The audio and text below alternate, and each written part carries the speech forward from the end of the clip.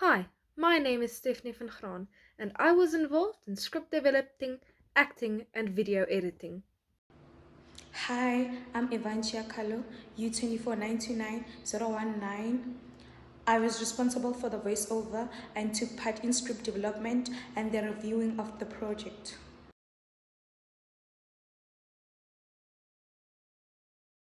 Dearest Council of the Intergalactic Space Federation, I present to you, in fact, the most mysterious and terrifying creatures in our galaxy. None dares to study them, to unravel the mysteries surrounding these insects, none but one. My name is Detective Lullaby, and I descend from planet Mars. I have made it my life's mission to expose these time-wailing beings for what they truly are. My investigation has only begun, but I have so many questions already. What is the brain, and why is its development so important in the insect species? Can the insect move? And if so, how? What movement do these creatures make and why? And what special abilities does the insect development during its lifespan? Infants have been discovered to be a subspecies of species known as human. The infant will live for 2 years before evolving into the terrifying toddler, and eventually, over a span of more than 10 years, into the adult human.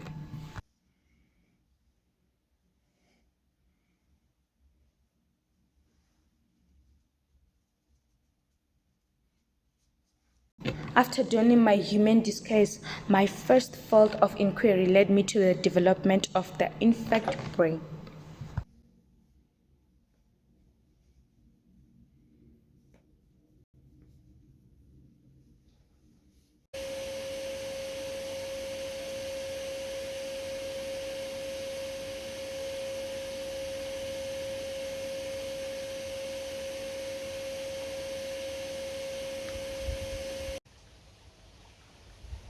Hey, Mommy's just going to go check on the cookies. I'll be right back.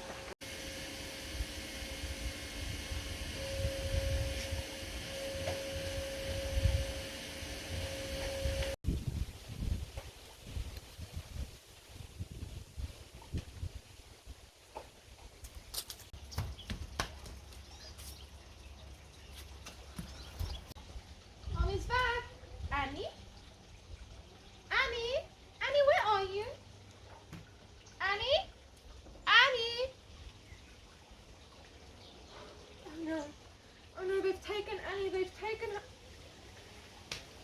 Oh, it'll be fine. I'll bring her back in 2 days with all that crying. I could use a break. The brain is the organ all human subspecies use to create thought and is also believed to be the organ that directs the whole human body. Now, to the adult human society, the brain is deemed very important in the information of behavior, although not many individuals of the species makes use of this organ. Now, over the years, we have created many myths about the human brain, some of which include the belief that an individual human is either right or left brained, and that humans only utilize 10% of their brain. This is all untrue. What we do know is that human brain consists of four lobes: the frontal lobe, the parietal lobe, the occipital lobe, and the temporal lobe, each responsible for a different function in the brains of human constitute only 2.5% of average human body weight, but strangely enough, it consumes between 50 and 75% of all the energy produced by the human. Although researchers are uncertain how effectively this energy is being utilized. As such, studying the brain development of the infant is rather important for our understanding of the entire human species. Brain growth and development constitute quite a large part of the infant's 2-year lifespan.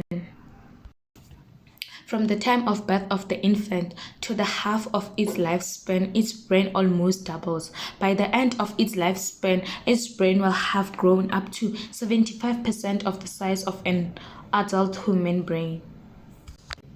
During this stage, researchers have noticed that the parts of the infant brain responsible for maintaining its life will develop first, followed by primary motor areas and then primary sensory areas. Their brain are also known to adjust over time in reaction to the environment and experiences. However, not all their brain functions develop at the same rate, which is why majority of adult humans can be mistaken for being quite brainless. Next, I investigated the infantile motor development, which is the ability of an infant to move around. After an enlightening chat with one of the us more intelligent species, I discovered that infants start out as immobile and later in their life develop mobility as a result of advances in skeletal, neural, and muscular development.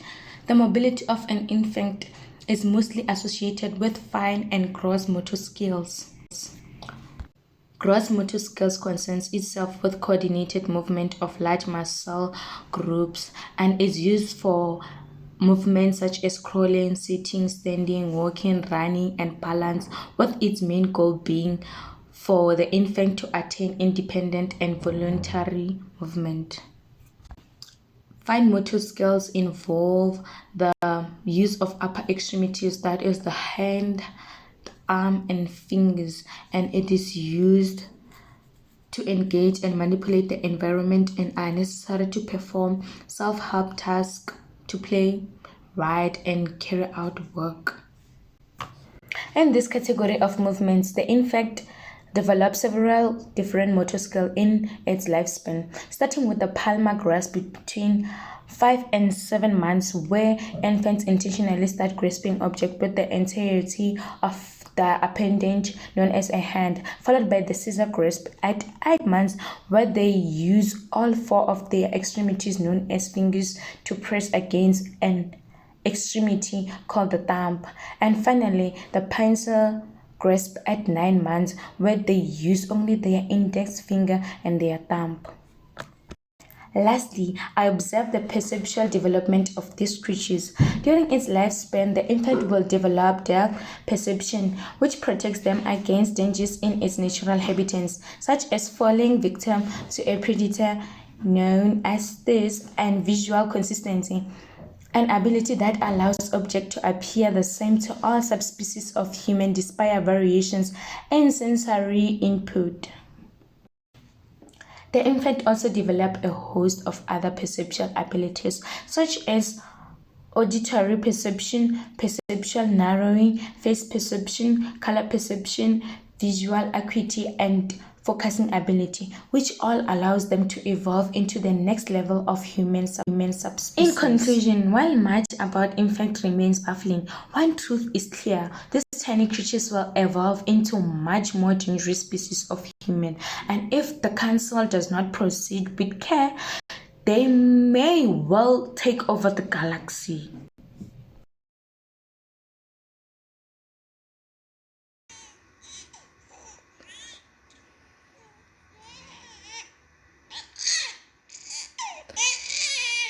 Shut up!